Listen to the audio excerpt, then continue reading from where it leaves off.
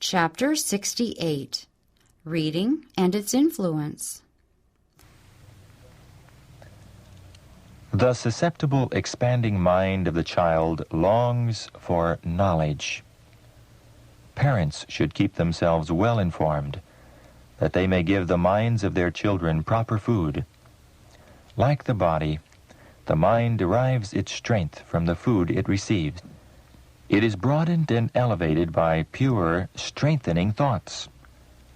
But it is narrowed and debased by thoughts that are of the earth, earthy.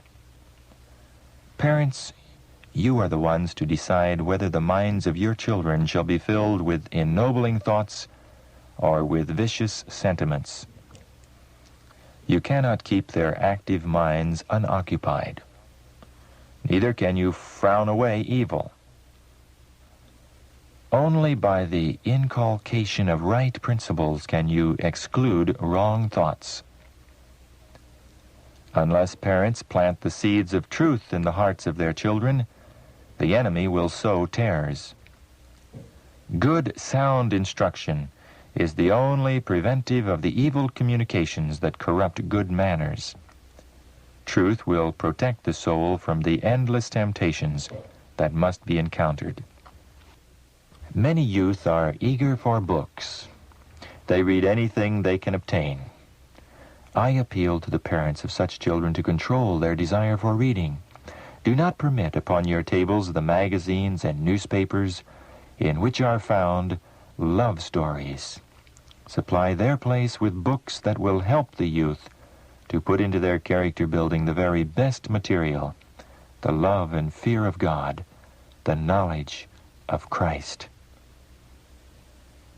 Encourage your children to store the mind with valuable knowledge, to let that which is good occupy the soul and control its powers, leaving no place for low, debasing thoughts. Restrict the desire for reading matter that does not furnish good food for the mind. Parents should endeavor to keep out of the home every influence that is not productive of good. In this matter, some parents have much to learn. To those who feel free to read story magazines and novels, I would say, you are sowing seed, the harvest of which you will not care to garner. From such reading, there is no spiritual strength to be gained. Rather, it destroys love for the pure truth of the Word. Through the agency of novels and story magazines, Satan is working to fill with unreal and trivial thoughts minds that should be diligently studying the Word of God. Thus he is robbing thousands upon thousands of the time and energy and self-discipline demanded by the stern problems of life. Children need proper reading, which will afford amusement and recreation, and not demoralize the mind or weary the body. If they are taught to love romance and newspaper tales, instructive books and papers will become distasteful to them. Most children and young people will have reading matter, and if it is not selected for them, they will select it for themselves. They can find a ruinous quality of reading anywhere, and they soon learn to love it. But if pure and good reading is furnished them, they will cultivate a taste for that. The mental tastes must be disciplined and educated with the greatest care. Parents must begin early to unfold the Scriptures to the expanding minds of their children, that proper habits of thought may be formed. No effort should be spared to establish right habits of study. If the mind wanders, bring it back. If the intellectual and moral tastes have been perverted by overwrought and exciting tales of fiction, so that there is a disinclination to apply the mind, there is a battle to be fought to overcome this habit. A love for fictitious reading should be overcome at once. Rigid rules should be enforced to hold the mind in the proper channel. What shall our children read? This is a serious question, and one that demands a serious answer. It troubles me to see in Sabbath-keeping families periodicals and newspapers containing continued stories which leave no impressions for good on the minds of children and youth. I have watched those whose taste for fiction was thus cultivated. They have had the privilege of listening to the truth, of becoming acquainted with the reasons of our faith, but they have grown to mature years destitute of true piety and practical godliness. The readers of fiction are indulging an evil that destroys spirituality, eclipsing the beauty of the sacred page. The world is deluged with books that might better be consumed than circulated. Books on sensational topics, published and circulated as a money-making scheme, might better never be read by the youth. There is a satanic fascination in such books. The practice of story reading is one of the means employed by Satan to destroy souls. It produces a false, unhealthy excitement, fevers the imagination, unfits the mind for usefulness, and disqualifies it for any spiritual exercise. It weans the soul from prayer and from the love of spiritual things. Works of romance, frivolous, exciting tales, are in hardly less degree a curse to the reader. The author may profess to teach a moral lesson. Throughout his work he may interweave religious sentiments, but often these serve only to veil the folly and worthlessness beneath. Another source of danger against which we should be constantly on guard is the reading of infidel authors. Such works are inspired by the enemy of truth, and no one can read them without imperiling the soul. It is true that some who are affected by them may finally recover, but all who tamper with evil influence place themselves on Satan's ground, and he makes the most of his advantage. As they invite his temptations, they have not wisdom to discern or strength to resist them. With a fascinating, bewitching power, unbelief and infidelity fasten themselves upon the mind. In the education of children and youth, fairy tales, myths, and fictitious stories are now given a large place. Books of this character are used in schools, and they are to be found in many homes. How can Christian parents permit their children to use books so filled with falsehood? When the children ask the meaning of stories so contrary to the teaching of their parents, the answer is that the stories are not true. But this does not do away with the evil results of their use. The ideas presented in these books mislead the children. They impart false views of life and beget and foster a desire for the unreal. Never should books containing a perversion of truth be placed in the hands of children or youth. Let not our children, in the very process of obtaining an education, receive ideas that will prove to be seeds of sin. There are few well-balanced minds because parents are wickedly negligent of their duty to stimulate weak traits and repress wrong ones. They do not remember that they are under the most solemn obligation to watch the tendencies of each child. That is their duty to train their children to right habits and right ways of thinking. Cultivate the moral and intellectual powers Let not these noble powers become enfeebled and perverted by much reading of even storybooks. I know of strong minds that have been unbalanced and partially benumbed or paralyzed by intemperance in reading. Readers of frivolous, exciting tales become unfitted for the duties of practical life. They live in an unreal world. I have watched children who have been allowed to make a practice of reading such stories. Whether at home or abroad, they were restless, dreamy, unable to converse except upon the most commonplace subjects. Religious thought and conversation was entirely foreign to their minds.